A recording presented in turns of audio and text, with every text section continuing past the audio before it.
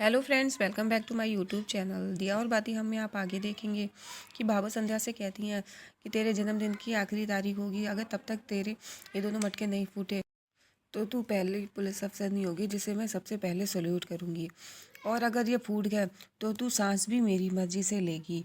इतना कह कर के फिर वो संध्या से कहती है तू जा और जाकर के चौका साफ कर।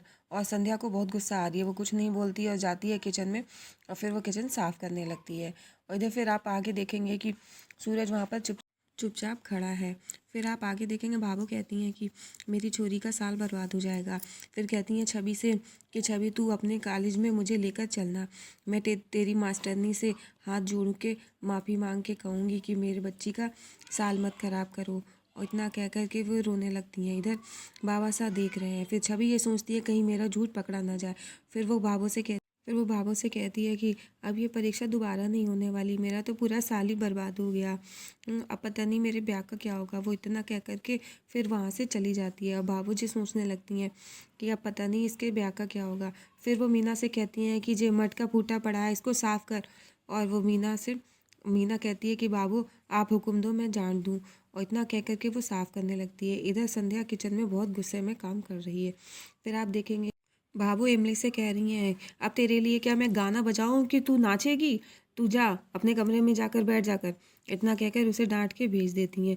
और मीना यहाँ पर मटका समेट रही है। और फिर भाभू बर्तन धोने के लिए वहाँ पे बैठती हैं और रोने लगती हैं। कहती हैं अब हमारी छोरी के ब्याह का क्या होगा, कहीं उसकी सास ये ब्याह आगे तो नहीं बढ़ा देंगी। अब जब उन्हें पता चलेगा कि उसका परीक्षा नहीं हो पाई है। और वो रोने लगती हैं। इधर सूरज जाकर उन्हें समझाने की कोशिश करता है। और बाबू सूरज पे बहुत गुस्सा करने लगती हैं और कहती हैं तू क्या समझाएगा। तो लेकिन बाबू से वो ये कह रहा है कि हम उन्हें सच बता देंगे। तो वो कह रही सच तो और कड़वा है। फिर इतने में आप देखेंगे कि मीना टूटा हुआ मटका समेट रही है। और इधर सूरज चुपचाप बैठा हुआ है। बाबू उसे खूब सुना रही हैं और सुनाकर वहाँ से चली जाती हैं। फिर आप आगे देखेंगे कि वहाँ पर से बाबा साहब भी उठकर चले जाते हैं। इधर संध्या को बहुत गुस्सा आ रहा है। संध्या किचन में काम कर रही है और बाबा वहाँ से उठ के जाती हैं और फिर वहाँ पे थाली में अखरोट रखे होते हैं, फिर वो फेंक के निकल जाती हैं।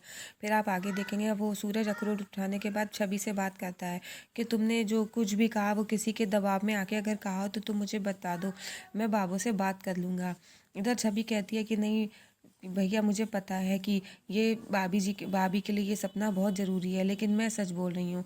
इधर आप देखेंगे कि संध्या को गुस्सा आ रहा है। संध्या देखती है फिर गेहूं वाला डिब्बा उठा करके वो भरी धूप में जाने लगती है। इधर मीना उसे रोकती भी है कि धूप बहुत तेज़ है, लू लग जाएगी, अभी मत जाओ, शाम को ये गेहूं पिसवा लेना।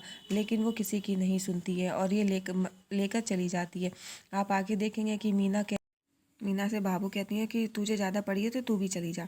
इतने में सूरज भी संध्या के पीछे जाता है और वो कहता है कि संध्या जी बात सुनिए। लेकिन संध्या कहती है कि अभी इस समय मेरी हालत ऐसी नहीं